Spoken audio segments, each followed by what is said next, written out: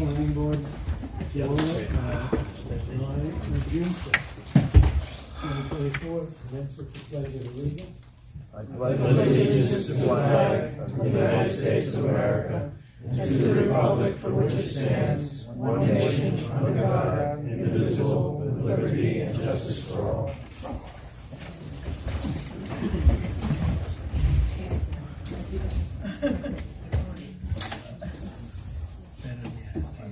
Before we actually begin the meeting, I'll take the privilege of the chair to note that today is the 80th anniversary of D-Day, first day of the battle. 7,500 American military servicemen gave their lives. Actually, Eisenhower thought it would be closer to 25,000. He was, in that peculiar way, relieved. I also take note that 105 years before the invasion, a young state legislator in Illinois, his first term, one of his first speeches to the Illinois legislature, I know you know it was Abraham Lincoln, said that this country is too big and too powerful to fear any external enemy. It is the enemy within, our inability to be civil with each other, our inability to hear each other, that will, if anything, undo this great experiment in democracy. For just a moment, I would ask for silence in recognition of the soldiers who gave their life for the democracy and the freedom and those many of us who remain civil within that.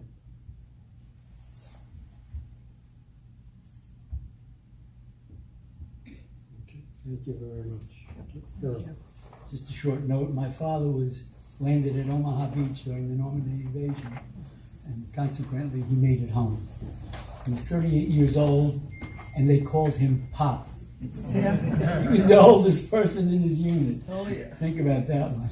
So it's a special day for me. Okay, so we will commence with the minutes, and the only minutes we have are for April 18th. Okay. Any comments on the minutes? No comments. I have one suggested change. Page 3. It says Economic Development Director, Gross. I think that should be Economic Development Director, Dana, D-A-N-A. Okay. It was that letter, I believe, wasn't it Steve Gross's letter? Was it Steve Gross? Yeah, but Why don't we just check that? If I'm incorrect, I'm gonna just won't check. be the first time. All right. Possible extension or abandonment of applications pursuant to town code. You have to make a motion to adopt them, so I'm sorry. Oh, you're right. You're right. Thank Why don't you. we put that on hold until we clarify? Did they open Okay. the meeting? Did they open the meeting? I missed that. I understand that Maplewood has asked for an extension, Sean, because the son of the hydrogeologist is ill, and as a result, he's been unable to complete the water testing. Actually, a little different. He actually passed away. So their hydrologist has been out of the office and not working for some time. We have to open on They put it back on the schedule. I think they may have started testing last week. I don't recall exactly, but that was the issue. And an extension nonetheless is needed. Did they indicate for how long they're looking for an extension? 6 months, and it brings you to December 19th. Any comment, any discussion? No. Okay, I'll put it to a vote. All in favor? Aye. Anyone opposed? It's unanimous. Who made the motion? I made a motion. I'll second. Okay, thank you. Okay. And it is, I'm sorry, Economic Development Director, Stephen Gross. Amended is tourism. Okay. And I pulled up the letter. And what was the date of that extension? December 19th, 2024.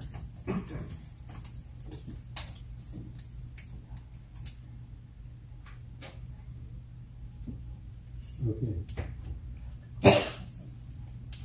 Doris is no longer seeking at this time an extension? In terms of Alturas, it's not that they haven't sought an extension, it's just that we haven't received anything from them. So what I would recommend is just table action on that, and I will try to reach out to them again. Consider it? Okay, well, we don't need a motion, I think. No. Okay. Wilmot Food Group. Okay, we have a letter, June 3rd, 2024, from Millmore to the board. You may recall that on or about November 6, 2023, the planning board granted a 180-day extension on the conditional special permit, a major site plan approval for Millmore Food Products. This extension is due to expire on or about June 6, 2024. We anticipate providing the planning board the requested information needed to meet the conditions of the approval in the next month or two.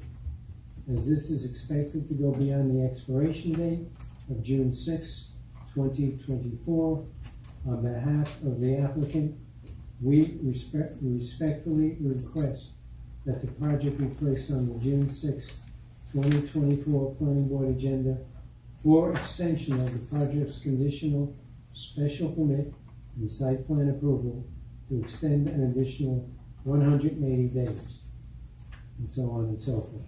This one's December 5th. Sean, any comment? No. I believe that they are still working on satisfying the conditions of the approval. So they're moving it. Any comment from the board? No, sir. No. Do we need a motion? Yes. May I have a motion? Yes. Diana? Not second. Marty seconds. All in favor? Aye. Anyone opposed? Be recorded, it's unanimous. The next one is Traskis. Okay, this is a letter from attorney Bob Green. And cut to the quick of it, this is also known as Elm Hill Farms. The project has conditional final approval with the planning board, having last granted a 6-month extension to 6/6/24. We respectfully request the planning board grant a further 6 months extension of time for fulfilling the conditions in the conditional final approval. This request for a 6-month extension is made in order for Goshen Estates LLC, which is the successor applicant, to preserve the previous work and rights granted to the original applicant. The engineering issues are still being discussed, along with the ongoing talks with potential lenders to finance the project. The owners continue to evaluate marketing, advertising, and sales issues, and so on and so forth. We, Goshen Estates LLC, respectfully request the board grant a 6-month extension. That would be till December 5th as well. December 5th as well. Sean, any comment? No. Any comment from the board? How long has this been going on with them? It seems like forever. Yeah, probably at least since 2007 to At least, 2010. How long can we keep extending? They have not abandoned the application, so it So can it goes continue to forever. be extended. I just wanted to confirm. Thank you. So can we have a motion to extend it until when? December 5th. December 5th. I'll second. Okay. Eric, Gio, Eric and Gio. Eric is primary. All in favor? Aye. Anyone against? Okay, it's unanimous. And the last request for an extension comes from Javelin, now known as 26 Jennings ST, does that stand for something? Street LLC subdivision. You may recall that on November 6, 2023, the planning board granted an extension of the conditional final approval for the Javelin subdivision, which is set to expire today. Over the last few months, our office has received acceptance of the plans by the Orange County Department of Health. We are currently preparing to submit said plans to the Orange County map filing office for review prior to printing mylars for the chairman's signature, as this request is expected to go beyond the June 6th expiration date. On behalf of the applicant, we respectfully request that the project be placed on the next available agenda for the extension of the project's conditional final approval to extend for an additional 90 days. Sean? Yes, so last month and the month before, beginning in April, they've addressed their engineering conditions. Right now, they're on the last couple of conditions. I believe one or two of them may be legal. I believe the town board considered the road name, which was a requirement. So they really are getting to the end of the line. They are checking with the county, as they indicated in their letter, whether the maps are in a sufficient state to be filed. So I would expect that with the matter of weeks that they would be ready to file those maps. And the 90 days would expire? September 5th.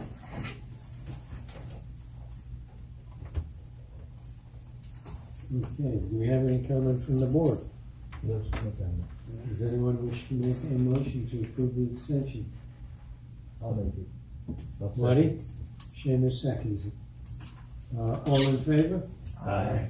Anyone opposed? Again, it's unanimous. Okay. So, the next item on the agenda is the public hearing. Do we need a motion to open the public hearing? Motion to open the public hearing. Okay. Can I have a motion to open the public hearing? I'll place a motion.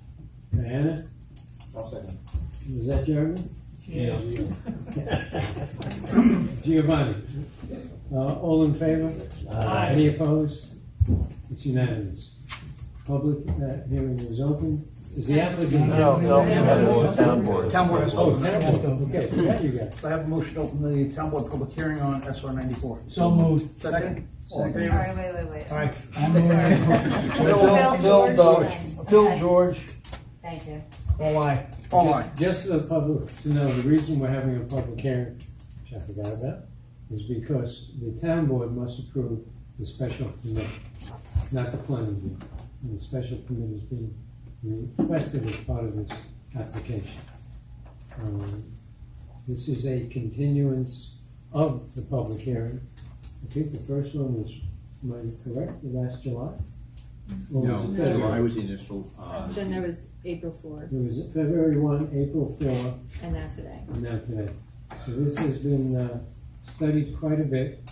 Nonetheless, we appreciate you being here, and we look forward to your comments. The applicant, would you like to make a presentation so the Sure. public is brought up to speed? Yes, question. And your name, please? My name's Olivia Feldman. I'm representing the project State Route 94 LLC Solar Project, and I work for Lightstar Renewables. Quick question, would it be good to set up here with our easel and all? I think or it would be good so that the public can see. Okay, so, great. While we're getting set up, thank you all for having us back again. I know we've been here for a few different public hearings, so I appreciate the continuance of it and the additional discussion that we can have today. So again, Olivia Feldman with Lightstar. We've also got Emily with Favela, and we've got John Capello here as our attorney. If I may just say, your comments should be addressed to the board, not to the applicant. And your comments will be taken into consideration by the board when we dealing with this matter. There will not be a back and forth between you and the applicant, nor between you and the board, Or the town board. or the town board. I am happy to answer questions after the fact, though, Okay. out in the hallway if there are any additional questions. So I'm going to give a quick refresh about the project. We're proposing here within a 27-acre lease area. This is a community solar site. It's at the southern end of the town. This is behind Freeman's Auto. Last July, we submitted our special use permit application and site plan application. We've had a lot of great great discussions since last July and now. We've gone back and forth about a couple of details, and based on the discussions at the public hearing number 2 back in April, we provided some additional studies and analyses. So these are, we updated the design to shift panels away from the steepest slopes on the site. We provided raw photos from additional visual simulations at the request of the boards. We provided an additional sound level modeling narrative and figure to go along with it to show what the sound producing equipment is on the site and how that sound attenuates with distance and how it relates to the singing at the property border. We also provided more detail about our glare analysis. We provided standards and certifications for all the proposed electrical equipment associated with the site, the panels, the inverters, etc. And we provided more safety information about the panels that we're proposing here at our sites, and we listed the other sites where Lightstar is proposing the same types of panels throughout the state. We provided additional information about operation and maintenance procedures and details about that. So overall, we've carefully designed the project with the town and the community to minimize impacts to the surrounding community. Community solar as a whole is really obviously beneficial to communities in that it allows subscribers to purchase clean renewable energy at a discounted rate. This site in particular is sandwiched between some auto bodies to the north and uninhabited land to the south. And it's a temporary project in nature. It will be decommissioned at the end of its useful life. And so I respectfully request that after receiving these comments from the public today, that the town boards please consider closing the public hearing. And I thank you all for coming, and I thank the boards for their time. Just one clarification, when you say temporary, what do you mean by that? So it's proposed for a lifespan of about 25 years, after which there is an opportunity to either re-energize the project or have it decommissioned. And we have provided the decommissioning plan, so we know what that process would look like. So temporary would be in the range of 20 years. Approximately, yeah. Okay. Sean, would you like to add anything to that? Yeah, if it's okay with you, Mr. Deputy Chairman, my review is based on the expanded part 3. In addition to the public hearing tonight, this is listed to continue with seeker, namely the expanded part 3. So I don't have anything to add to the public comment portion, so if you want to open it up or discuss it with the board. Would the board wish to make any comments now, or wait until the public has made their comments? I'm fine with reading. Okay, when we wait. So the floor is open.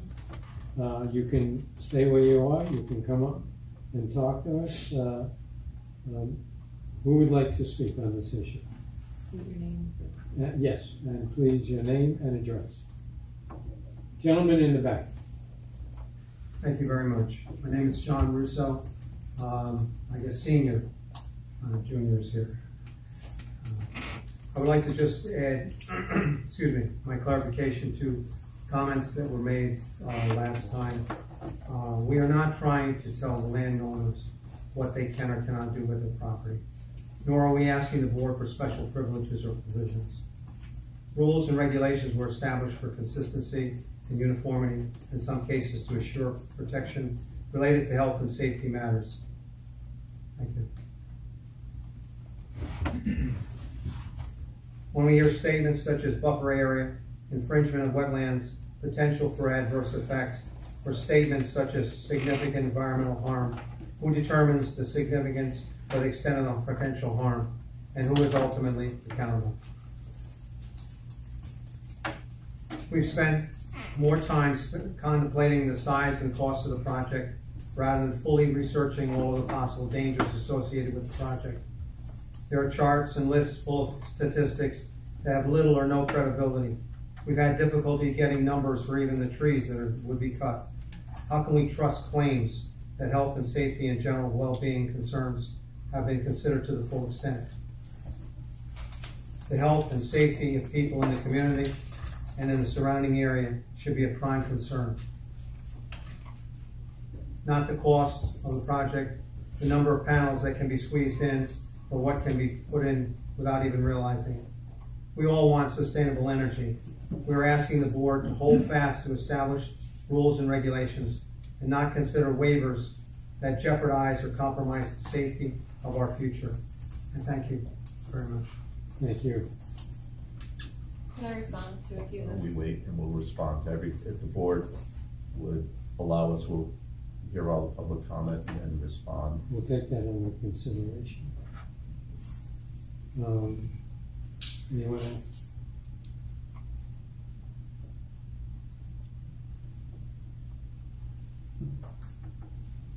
Do we normally allow, I think it would be beneficial to hear the applicant. If they could respond to the board, Yes, any answers. yes. Would, does the board have any, if there are no more comments, I would ask the members of the board if they have any comments. Now, this is comments on the EA, expanded Part 3 EAF. And that, when I say the board, that includes the town board. So- As well as the site plan or the special permit.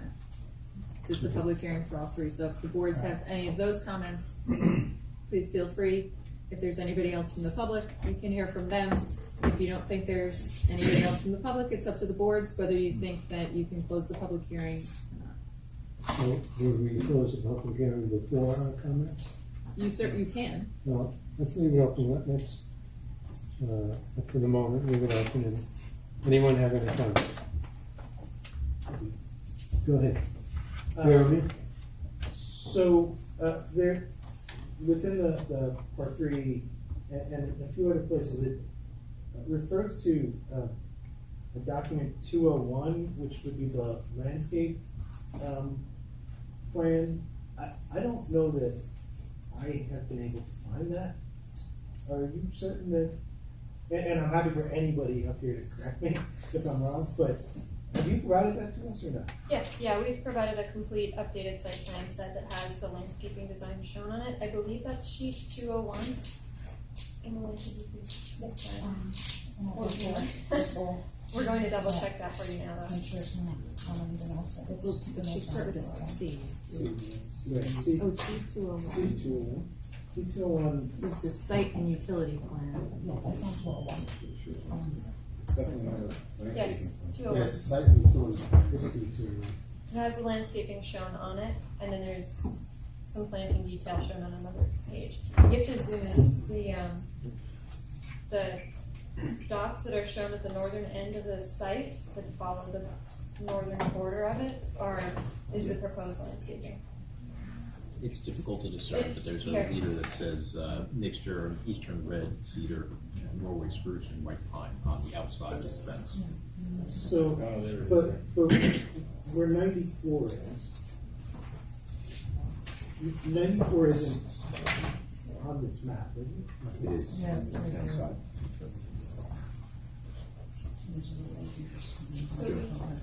We have a printout, if you look here, of the design, and along these borders here is where the landscaping is shown. And that's overlaid on the aerial imagery here. Can you point out like where the landscaping would be between the array and 94? Yep. And like where So- Derwin comes down? Where Derwin comes down? When what comes down? Where Derwin comes down? Yeah, so this is Durland Road here, and we've got every view here between. Could you stand back a little bit so we can Sure, see it? yeah, sorry about Push this up. that. I'll just stay against the wall here. So as you come down from Durland Road here, what you'll be looking at is mostly this wetland is what's gonna be in the beginning of your view. And then you're going to see here and here are the proposed landscape planting lines. And those are going to help mitigate the views of the panels past the wetland. Got it. So there would be no landscaping, and this may have to do with wetlands or other reasons, but there would be no landscaping up against the road. Up against the road, no, we didn't think that was necessary. There's already the view of the existing wetland that's there, which isn't away, kind of preserving the character of the community that's already existing, and just keeping the change that you see as far back as we can. How tall are those, I guess, Norway spruce and white spruces, how tall are they gonna be when you plant them? When we plant them, between 6 to 8 feet, when they're planted. Mature trees are in upwards of 40 and higher.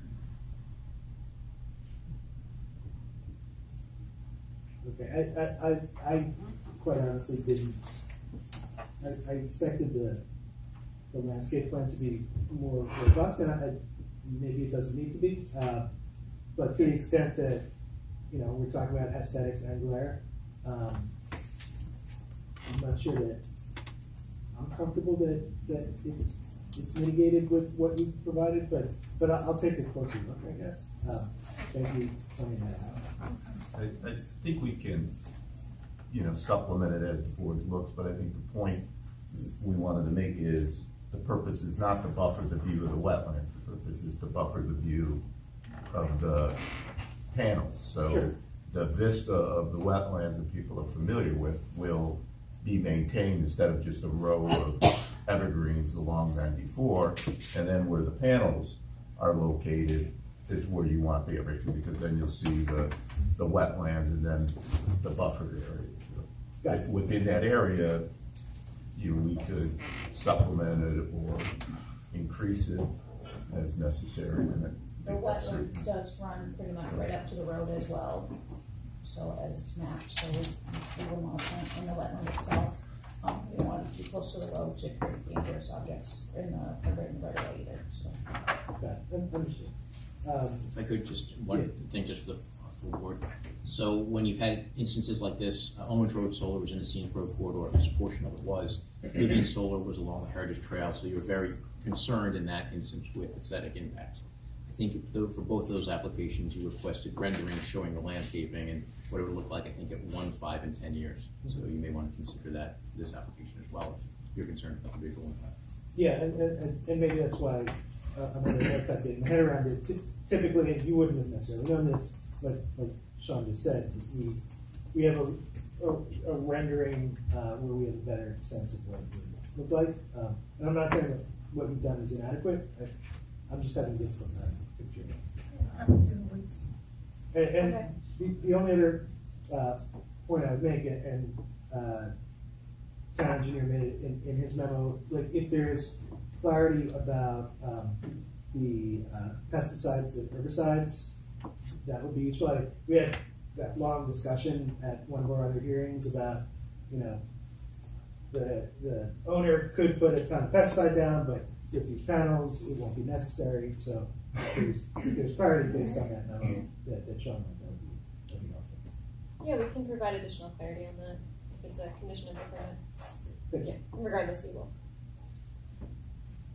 Would you take the opportunity, since the question was raised, to explain your calculation of the removal of 385 trees? How you derived at that? So the code has a size tree that is considered a tree. I believe it's 6 inches at diameter breast height, so around here. So anything smaller than that is not considered a tree in terms of the code. We had environmental specialists go out and look through our clearing areas. They're not shown on the sheet, but I can pull that sheet up if you guys would like to see. But they went out and identified species, condition, and if they're invasive or not, as well as a full count of the trees in the areas that we were calling out for clearing. And so that number comes from every tree that's larger than the 6 inches at DBH height. You actually went out and you counted the trees? Yes. Mm-hmm. Okay. Yep, and that total number is 385. And I know there was a discrepancy between the raw data. There were several trees that had been double counted. So that's why there was 2 numbers. The number in the report was the actual number of trees. The raw data had additional data points that were duplicates. Anybody have additional comments? I do. Go right ahead. Why did you choose white pines and Norway pines? They are the ugliest trees. They don't hold their covers. If you go down Route 17M to where Altori landfill is and look at that monstrous line of trees that's there, that's white pine. So if you look at 20 years, maybe they put them up, Yeah. you can see right through them, it's disgusting. So for that neighborhood with the houses up on the hill and everything else, I was just wondering why you chose the The ugliest trees. species is completely open to discussion, that we were just asked to provide species without, any, suggestions from the board. And they're just general species we put on other sites that have been accepted in other areas. They do not need to be those species if that's not, amenable to the town. What Okay, good. what the I board don't- has typically done is, we rely on the applicant to do the design, whether it be a landscape architect or some other design professional. And I think the board has made adjustments here and there based on the visual renderings. I don't think, and I don't know what you're asking for, but I don't think the board's gonna select species and tell you where to put species. So we would expect something from you. We have also often, not always, but often provided in any approval for a 1-year look back at the landscaping. So you can actually see not the two-dimensional paper, but actually what the tree plantings look like in the field. And if you think there are more, and you think there needs to be more fill-ins, you leave that up to the building inspector and the town engineer. What's your proposed spacing on this street? I believe it's, they're 2 rows, 10, and I think they're 10 foot in each direction. It's either 10 or 20, I'll double check right now. It's what's standard on our other sites.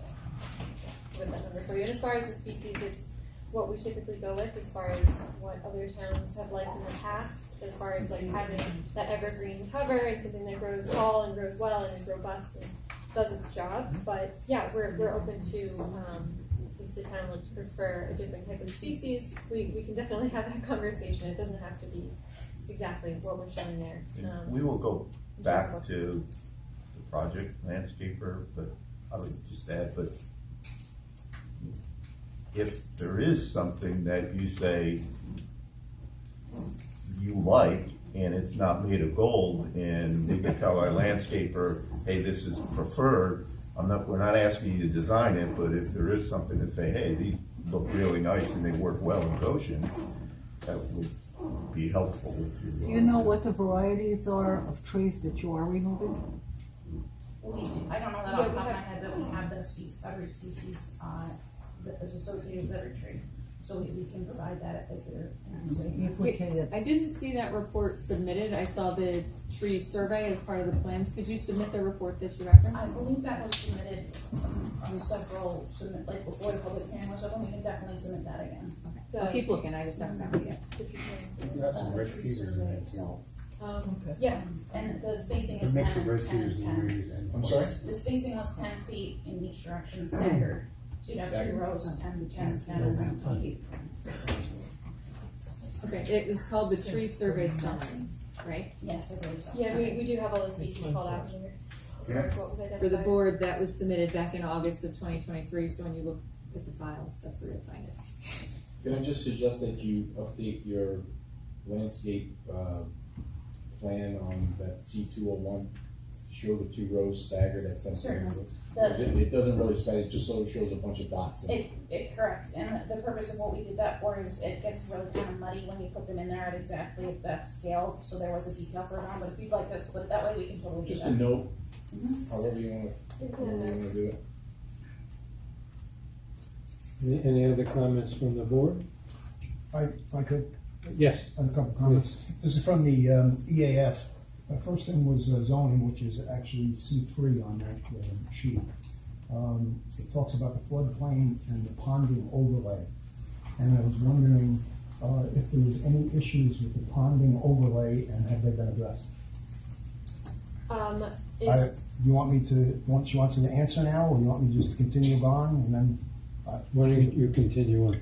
Okay. The second thing is D2, the wetlands, specifically wetlands A and C. Were the permits received from the DEC and the USACE? The third thing I think you probably addressed, but there's comments about going to DEC for the replacement of trees, and it seems like you have done that with a lot of other work that you've gotten to hire your consultant to do that other thing. But there was a comment in there about replacement of the trees 1-for-1, and we're getting DEC approval for that. I don't believe there's been a discussion with DEC as far as the landscaping plan yet, but we have been in close coordination with them as far as the impacts to the wetland buffer, but not the wetland itself. I don't believe the DEC has any jurisdiction over the 1-to-1. I think that was the town's decision as a 1-to-1. Well, maybe there's a typo there, because it specifically said DEC, so that's why I thought it was kind of odd, but anyway, that's what it is. We have submitted with the updated landscaping plans to the DEC, and their stance is still the same, that as soon as seeker is completed, that they can issue the permits. Right. You might be referring to, there was an email from Labella to the DEC that gave the tree count, so that might be what you're looking at. Next thing was from page 8, and it talked about the noise levels. And I looked at the sheet there, and you had all the circles, the green circles and the yellow circles and the red circles and stuff like that. And to tell you the truth, I kind of got lost with all those things. But essentially, the bottom line is what you're saying is that when all is said and done, after when it's being operated, it's going to be at the ambient noise level. That's effectively what's going to happen at the end of the project. At the property line, yes. Yes. Okay. Next one was E2, page 11. They talk about the impaired water body, specifically the Quaker Creek. And it has the O2 demand is diminished. Has that been looked into, and will this project diminish it any more than apparently it already is? And that's it. Okay. Can I respond to the flooding, the ponding overlay district item? As far as that, the electrical, the wiring that we have that's proposed underground is in conduit. So flooding, periodic flooding, if it does occur in this area, is not anticipated to be a concern. So we don't expect any electrical issues with the wiring there at all, as far as the ponding overlay district. So that would not be so much of a concern. And then I have to look more into your comment about the demand being diminished on that one stream. I'm not exactly sure what that refers to off the top of my head.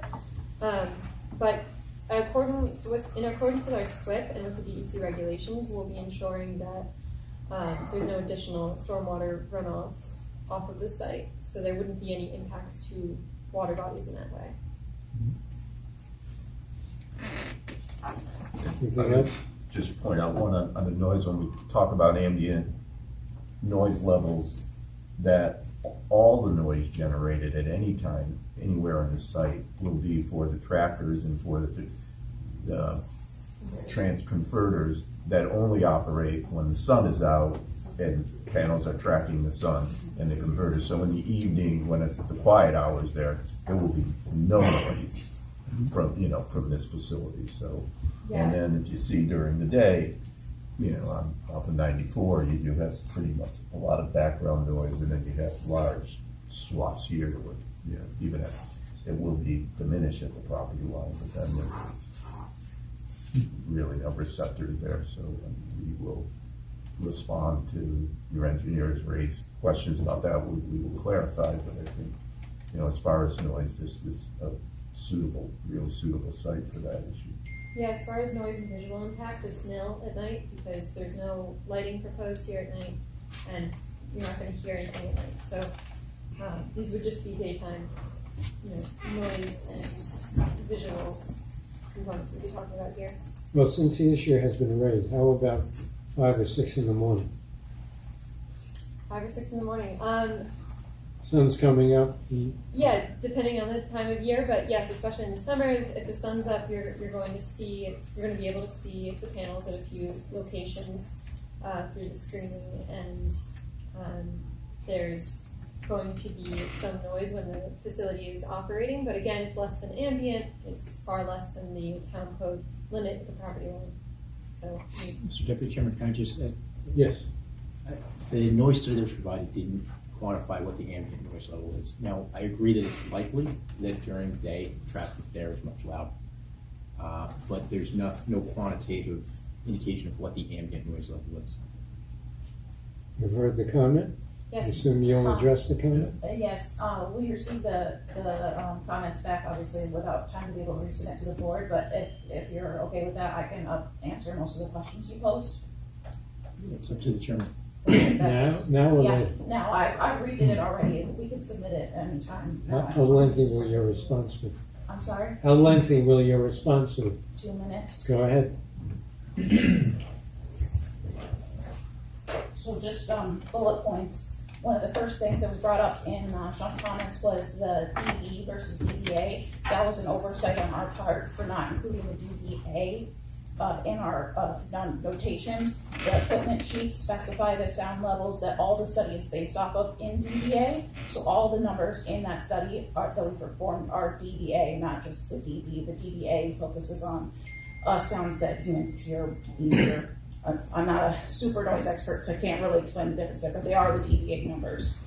As far as the ambient settings, Sean had provided a DEC guidance document to follow the procedure, and that in that document itself, it suggests that a rural farm is a roughly 45 dBA for ambient sound. So that's what we're using as our ambient noise levels. This is obviously a rural farm. There's some other stuff going on around it, but the project location itself is on a rural farm.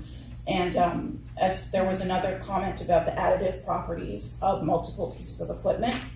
If you have a difference of sound level that's over 10 dBA, you don't need to adjust your sound levels because the louder one just drowns out the quieter one. So that's the case between the transformer and the inverter. There's a 17 dBA difference. So there's no need to add additional sound for the quieter piece of machinery. But there is, obviously, some of the inverters are close together. So when you have that, they're the same dBA, so that's a 0 difference, which then adds 3 dBA to the louder sound. So that would take the 80 dBA, which is our starting point, and make that 83. So our end point with that was 44 originally, so that puts us at 47 dBA at the property line. And then the DEC's guidance document states that if you are at or slightly above, which in this case we're 2 dBA above that 45, that is a sufficient review and that you do not need to go into further study or provide mitigation for that.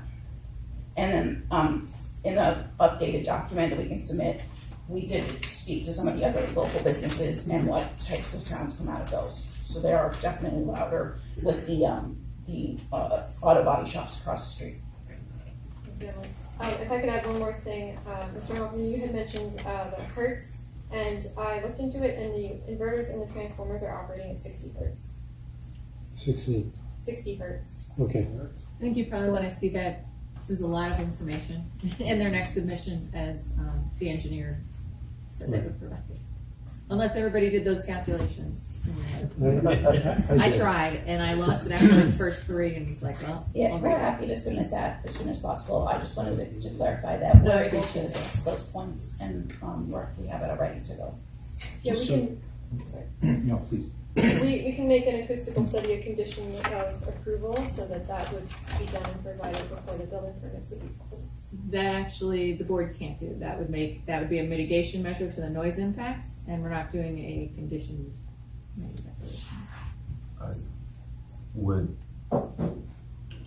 request then that the board that, it doesn't have to be a condition of building permit, but if the board were to close the public hearing and move towards a negative declaration while we were confirming that with the study, then if the study that was submitted did not confirm that, then you could always reopen the process and there would be no approval. And if it did, then there would be no reason to reopen the hearing. Yeah, I think there's 2 separate issues there. Right. So the first is the public hearing and whether or not you're going to get any additional public comment tonight. And the second issue is seeker and site plan and for you guys for special permit. I think at this point right now, the public hearing is still open. Let's continue with comments and decide what you want to do with the public hearing and see if you're going to get any new comments that you haven't already heard. You only received 1 additional comment this evening. You can decide whether or not to keep the public hearing open or closed. And then we can talk about where to proceed next with seeker. Okay. Neil? Just a couple of questions. On the trees, it would be interesting when we ultimately decide what kind of trees we're proposing as to the rate of the growth and then the ultimate mature size. Height's one thing, but if it takes 40 years to get there, that's a different answer than if the tree grows 2 foot a year or 3 foot a year. And then ultimately the width makes a difference also. I know they're going 10 foot on center, and that's probably fine because I think they're probably going to grow together, but it would just be nice to have that information included. There was some question a while back along Route 94, they were keeping native growth that was there, or the existing growth that was there. However, the project didn't have control of that property. It was outside of what the project's property was, but what was under control of the owner of the property. I just wonder how that was reconciled yet, if they're gonna take credit for that vegetation, how that's gonna be preserved. And the last thing is, I know we always have a discussion about the number of poles needed for the interconnection. I see there's a massive amount of poles there. I think our code says we should not have that many poles, if any poles at all. And therefore I wonder why that's still there. Maybe we should just get No, I think it's 7 poles, yes? I don't know, but Yes. I think that our code says that they shouldn't be there. And I think that O&R has said they don't require it, so. Well, there's certain poles after Okay. the O&R poles. There's other options, but the equipment on the O&R poles, there's no other options. Those Okay. ones have to exist. 7 ball. Are you looking to make a comment? Oh, no, I'm just resting now. Okay. Neil, anything further? That's it, thank you. All right. Just one, Oh, yes. one other thing. Maybe I missed it, but I don't think I received an answer on the wetlands. Wetlands A and C, and whether the permits were received from the DEC and the US. Yep, apologies if I wasn't clear on that. We've been in close coordination with the DEC about the wetland, the DEC wetland that's located on the site, and they have said that the issuance of their permit is conditional upon the seeker process continuing. So they cannot make a statement on it or issue their permit until this process concludes, but they have the design, they've received the updated design that we've provided, so they have all of the detail about exactly what's proposed in everything around the wetland. So they're in the loop, and they are, I mean, I don't want to speak out of turn, but That correspondence has been provided to the town, the correspondence back and forth with the DEC. yes. And how about the feds?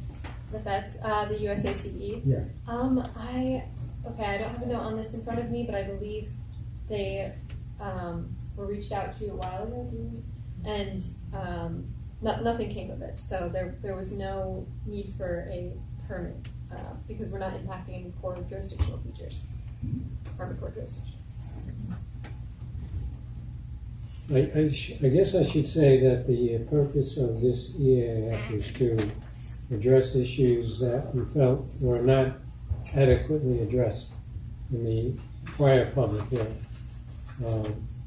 I did take a rather detailed study of the EAF Part 3 responses of the applicant. I do have, and I'm not going through all of them, I do have 3 pages of comments. The upshot, to be candid, is that I don't think the EAF is complete. You will be getting a copy of this. The public will have an opportunity to see this as well.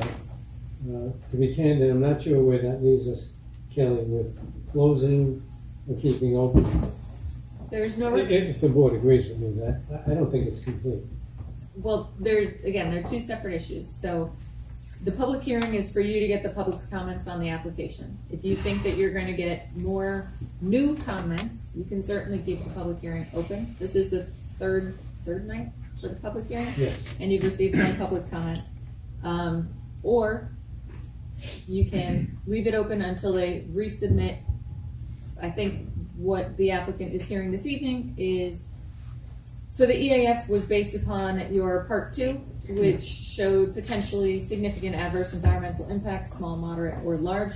The EAF Part 3 was to address each of those, identify them, evaluate them and provide mitigation measures for them. A lot of the comments in Sean's memo, and I saw yours as well, was that there's facts there. There's really not an evaluation, and it sounds like there's some additional mitigation that needs to be provided.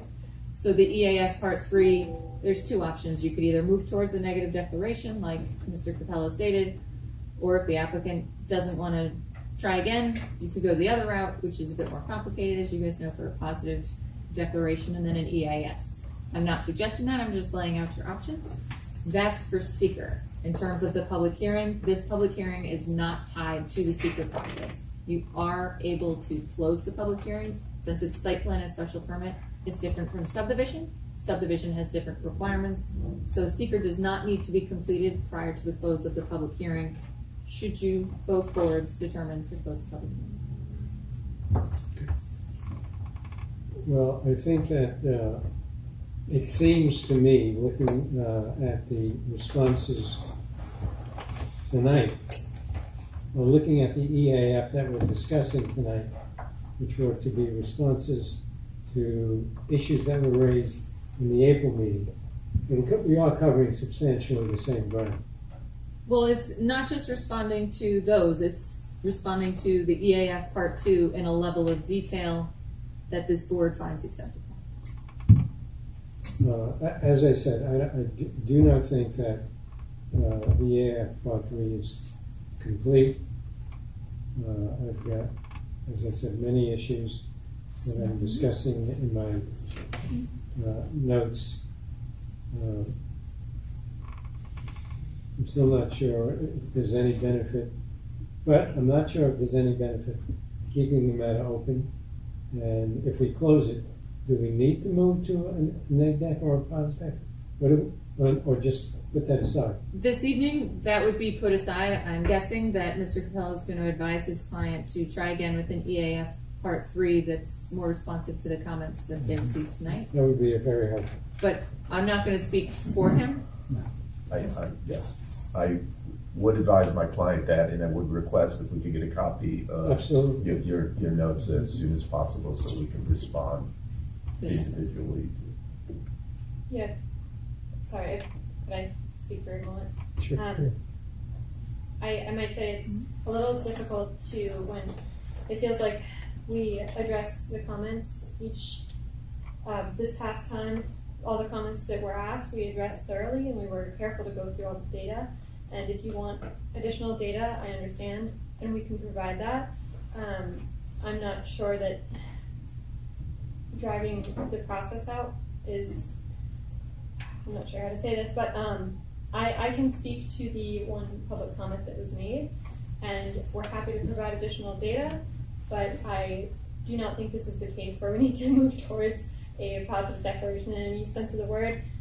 If we could have a copy of your comments, that would be very beneficial. We would make sure we address everyone and make sure everything's above board and we've checked all the boxes. We're happy to do that. We do want to do that. We just need to know everything that you'd like to see, and we can get that in front of you, as I believe we have this time. So that's an interesting point, which is why I always talk to the board about EAF Part 3s and their differences with EISs, and I'm sure John would say the same thing. But EAF Part 3, you're trying to get the information that you believe will make it satisfactory, and actually sometimes the EAF Part 3 process, as this board has seen, is quick. You know, it comes in, great, move forward, and on other times you've had to go back and forth several times. That's actually happened with several of the solar projects. It's just what you've seen a lot of recently. So that's one of the reasons I used to advise not EAF Part 3s. They're difficult and they go back and forth. But right now I think the applicant is correct that this is not headed in the direction of a positive declaration, but I did want to give you what the other alternative was. Neil? Yeah, just a question for you really, Bill. Are there any of the items that you find in EAF that would require modification of the site plan, or that you think it might require modification of the site plan? They might. They might. Well, if there is, I can picture the public possibly wanting to comment at that point then. Unless it's a substantial modification, there's always changes to site plans after a public hearing, because that's the point of the public hearing. You get the comments and the site plan is modified to address those comments. I'm not reluctant to go into it, except for the fact, I don't want to keep you here all night. Yeah, well, I mean, I would just advise the board, if you close the public hearing and what we give you in response requires a substantial modification, you have the ability to That's reopen correct. a hearing that, you know, That's correct. we believe we can present that information in, you know, and the one comment that we have been made relates to waivers. We believe that your law specifically allows this board the ability to grant waivers up to a certain extent. So to Yeah. say that you're changing the law, you are applying the law as it's written. That Yeah. was a factually incorrect statement with all due respect. We have provided the information. We will provide the information to respond to your questions. And when you have it all, you'll make a determination. But we're looking forward, and we would like the opportunity. Once again, when we submit it, there's something that turns out the inverters are 400 dBA, I mean, which, you know, and it's brand new information, then our fault, renotice, you hold another hearing. But, you know, So for the benefit of the public, were we to close the public hearing, that is not the end of the process. That is, closes out the opportunity for further public comment, but certainly does not close out back and forth between the applicant and the respective boards. My personal feeling after hearing you, you're going to say something? I was going to say, I think you should poll the planning board and the town board as to whether or not they want to close it or keep it open. We're going to do that. We're going to start with me. My feeling is that we ought to close it. We ought to get responses. Sean has questions. The board members have questions. I have a series, many questions. George has had a series of questions. So I would, I see, we keep the process going. I would close out the public hearing. You wanted to say something? Before we all vote, I would like to just make one quick note, which is that I have been coordinating directly with John Russo Jr. and about coming to a solution for some greenery. So I want that to be known that we're in direct coordination and we're figuring it out. Okay. Directly, yes. So that one comment that was made, we're working on that directly with them. So perhaps that additional landscaping will be on the revised plans that they submit in response to comments. Correct. Okay.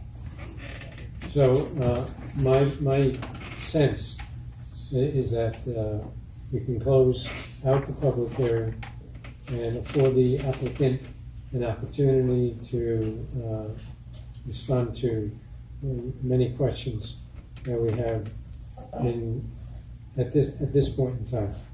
So if I could just say one last thing, I'm sorry. Sure. I'm sorry. One thing that has been raised by the town board members previously, Councilman Cantorino specifically, is that he's asked for written comments to be able to be submitted for a certain number of days afterwards, should you choose to close the public hearing. So that is also an option. I'm sorry. I think that's a good idea. So just to address that comment, isn't that what we normally do? It's only required for an EIS. You actually don't usually permit written comments, but you have when you've had a joint public hearing. So I will amend my sentiment and say that I think we should give a 10-day period for additional public comment. Were we to close it out? Diana, your sense. Phil, before we start the vote, I want Getting a sense first. I want to ask the consultants one question regarding that comment you just made about working privately on the side with John Russo Jr. Okay. And you said addressing his comment. What exact so here's my concern. My concern is that this board, if we allow that to happen, we're setting precedent from here on out that any neighboring property owner doesn't like something that's trees that are being cut down on the neighboring property, that we're going to open up Pandora's box and every neighbor is going to want trees planted on somebody else's property because they don't like what's happening. It's actually fairly frequent that some private developers do try and work with neighbors to ease out specific issues. I'm not saying that's what's happening here or not. I am not a party to these conversations. But then it really depends on the individual application and the individual applicant as to whether the next applicant, you're not setting a precedent, but it's whether that applicant would agree to any specific changes or whether the board would want certain changes. If this is not a change you would normally ask for, but the applicant is doing it anyway. I just want to make It's it not a clear that the precedent board for is you. not asking for this interaction to happen. Correct. They are, And I want for the record, clearly I want the reflecting. record to clearly reflect that that is happening privately, not being requested by the board. True, but if they're going to make additional amendments to the site plan, that would have to be Have on to the be plans reviewed, yeah. by you. It's a private negotiation and it wouldn't, I just want to make clear that the board is not requesting that in any way, shape, or form. not at all. Okay, But Now also, we can whatever figure- you're going through with Mr. Russo Sorry. will be reflected in your new plan.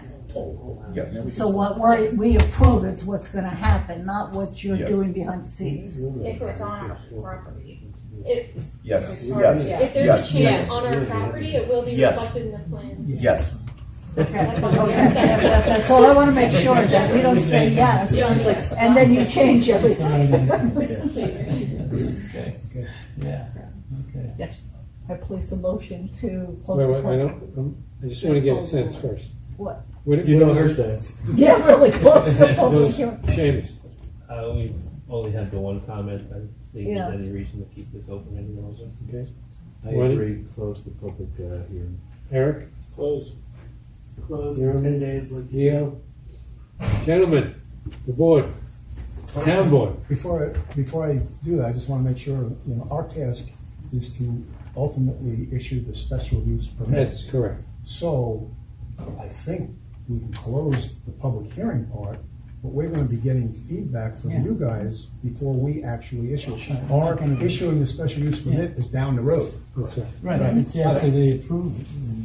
George, if I could, the way you procedurally handle these recently is, I think your board has asked to wait until the site plan Right. review has been completed, Right. and the applicant has a conditional approval. Yeah. And one of the conditions of this board typically in past projects has been to obtain special permit from this. Yeah. Yeah, so there's no impediment to us closing. George, I would ask you to, you would probably do this anyhow, read my comments, part of which deal with the waiver request, which I think that is intermingled to a certain extent with the special permit request. Okay, And how do I get that?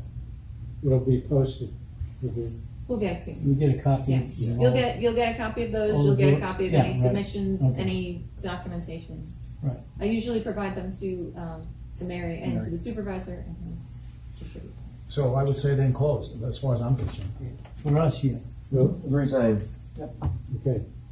So procedurally, I need a motion for this board to close the public hearing and accept written comments for a period of 10 10 days, days. which brings it to a Sunday, so make it until June 17th, okay, end of business. so we have that motion. Eric makes a motion, do we have a second? I'll second it. Is that Jeremy? They're giving you a hard time. Are we all in favor? No, okay, do we have, all in favor? Aye. Anyone opposed? It's unanimous. I'll make a motion that we close the public hearing. Second? With the Public understanding that we'll, I a second. public hearing that He we did. understand. That we So will his- get public comments. He wants written public comments written 17th. received till June June 17th, 17th. end of Right. business. Very good. Okay. Phil, seconded by George. Aye.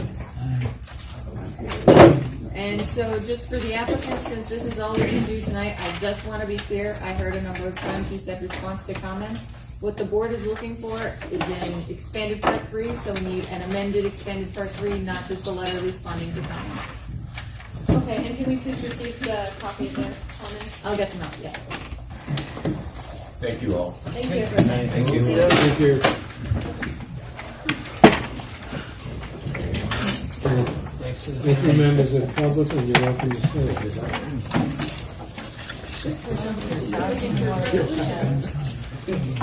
Stealing your chair, dear.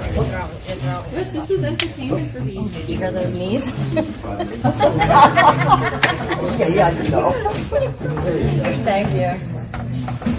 Thanks so much, Doug. Ah, it was torture. Thank you. Okay. It was like all three of my knees.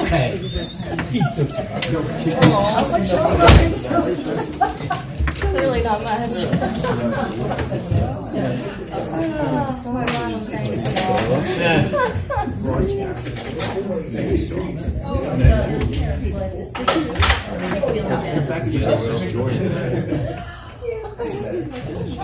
Okay, sorry.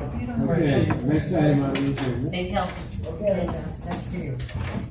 is, 31 Creamery.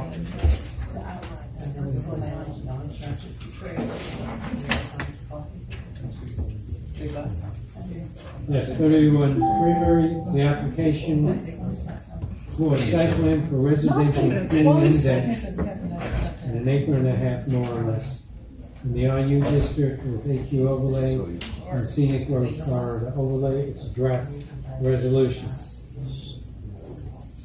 Anybody have any comments regarding the resolution? I'm good with it.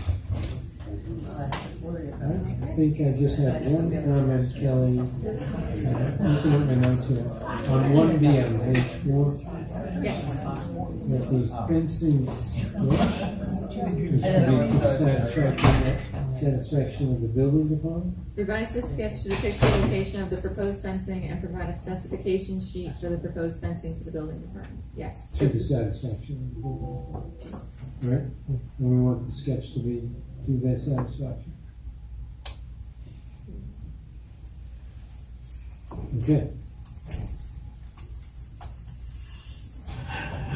So the resolution as amended regarding 31 Creamery Circle, and we have a motion to approve that. I'll make the motion. Marty? I'll second it. Seamus seconds. All in favor? Aye. Anyone opposed? It's unanimous, and there's no discussion. So worth the wait. Am I done? Oh my God, thank God. Yes, all right, guys, have a good night. Good night. Next item on the agenda is another draft resolution. This one involving Owens Road Solar. It's an application for subdivision site plan and special permit for solar energy, for a solar energy system on more or less 126 acres along Owens Road in the RU zone with AQ6, AQ3, and scenic road corridor, floodplain and ponding and stream and corridor and wastewater shed overlays, a lot of overlays. Draft resolution. Does anyone have any comments? The only comment that I had, Kelly, I didn't see where, when we discussed this at our last meeting, it was Lee who brought up the issue that we would allow the project work to go forward, that the tree cutting in one of the swampy areas, one of the wet areas, would be done during the permitted November 1 to March 31st period, but that operation could not begin until the entire project had a C of O issued by the planning board. Remember, is that your recollection? No. No, okay, please correct. The applicant has two different sites, if you will. They're Yes. adjacent to each other, but they're on different parcels. The tree clearing was in the wetland mitigation area, and you're right, it was due to restrictions in the back. So what they asked if they could get a building permit for the first area, and then not get a building permit for the second area until that wetland mitigation is complete. And I think Chairman introduced the idea of that needing a COC, Certificate of Completion, on the first area before getting a building permit for the second area. On the first area before proceeding with the second. That's my recollection. Yeah, so the way that the condition is written is prior to the issuance of a building permit for lot 2, the second area, and the issuance of a certificate of occupancy, certificate of compliance for lot 1, they have to construct the wetland mitigation area. Okay, well, I'm okay with But that. I'll change occupancy to compliant. Compliant? Yes, yeah, I misspoke, I said. Let me just make sure I didn't put that in there. Misleading us again. I apologize. Okay, can we have a motion then to approve the resolution for Owens Road Solar with the slight amendment? All in favor? Can we have a motion? I'll place it. Gio, second. Second. Hey. All right, all in favor? Aye. Anyone opposed? It's unanimous. Okay, and the last item is pursuing subdivision application, which is an application for major subdivision approval consisting of 27 residential lots on 129 more or less acres along Maple Avenue, near Winters Lane and Breezeway Lane in the RU and AI zones with AQ3 and scenic road corridor overlays. The issue here is the bond recommendation. Therefore, Sure, so every subdivision you know requires a performance bond, unless the developer goes ahead and builds everything before they get assigned the plat. In this instance, Pursuing was based into 3 phases, phase 1, 2, and 3. Phase 1 had 2 in A and B, 2 subphases. You had already acted on the bond for phase 1. At that time, the developer didn't want to plat the phase 2 lots, so they asked you to defer that. They now want to file that map so they can start selling lots. They have done some work since that time, and we're estimating a value of $81,000 to be set aside as a performance bond for the phase 2 public work. and that includes a 10% reserve. Yes, it does. Any comments? Did you work that out with, is the client on board, or do we need them on board, or what? In terms of The applicant? The applicant, I'm sorry. Yes, yeah, I had sent a copy of this to the applicant. My estimate was a little higher than their estimate, which is typical, but they were okay with this number. Okay. So can we have a motion to accept the bond amount of 81 and change? Is that what it is? $81,000 exactly. $81,000 even. Can we have a motion? I'll make the motion. Seamus, can we I'll have a second second? it. Diana, everyone in favor? Aye. Anyone opposed? It's unanimous. Can I ask a question about that project? Of course. It's been a long, long time since it's been approved. On Maple Avenue, across the street from the development, is that field. It's for sale. How many lots did we say, did we approve 1, or was it 4, or was that supposed to be the open space? Yes, that was a lot, that was a residential lot, that was buildable lot, that was included in the subdivision. One buildable lot, Okay. but a large portion, I would say. It's like in the middle of the field that you could That was, build. the whole back was, Yeah. when it was wet, and was the cucumber farm, if you remember the recipes. Yeah, so. So that was necessary to be preserved as part of the open space that made this side of the road move forward. Okay, so it is supposed to be just one house on there. Yes, that's right. I was just trying to remember. That house is close to the road, right? John It's close to the Coogan. road, yes. Is it wet? Yes, it's pretty wet. Is it in the front or is it in the No, back? it's in the front, as Eric said. It's in the front, okay. I think we are at the stage where it's your turn, Sean. Did we make a motion to adopt the minutes at the beginning? No, that was tabled. Thank you, good catch. Good, thank you. And one last thing, Shelley, I want to ask. So- Do we need to reaffirm the Was declaration on that gross. road solar? Yes. Since it's Yes. in the Yes, it was resolution, Stephen. you've assumed to. He wrote the letter. Okay. All right, so let's, thank you. Need to make a motion to adopt the minutes, and there were no changes to the minutes. Can we have a motion, please? I'll make the motion. Marty? I'll second. Eric? All in favor? Aye. Anyone opposed? Motion passes unanimously. So for your next meeting, I only have 2 applications unless Grace received any last minute additions today. The 2 I have were 17M Flex. They're coming back. They expect to be in front of the ZBA, and then they'd like to get to you. They'll be in front of the ZBA on Tuesday. They'd like to be back for you on your Thursday. And then the other application is a new application, 144 Old Chester, which is another pool application. So similar to the one that you just adopted tonight, the resolution. And 17M Flex will be before us for? They want to discuss, they have written a letter, they want to discuss the 2 access driveways off of Cannon Hill. Okay. In Chester is a pool, but they're in the scenic district, if there's some reason they need to come to us? Yes. All right, so then, I would like to make a motion to close with this condition. Everybody has to promise that we're gonna tell Lee that the meeting took 2 minutes. Make it 10. All right. I won't believe too. All right. Anyway, do we have a motion? Yeah. I'll place the motion. You place it. Do we Diana. have a second? Diana. Yeah, she got a check. Yeah, do we have a second? I'll second it. James, second.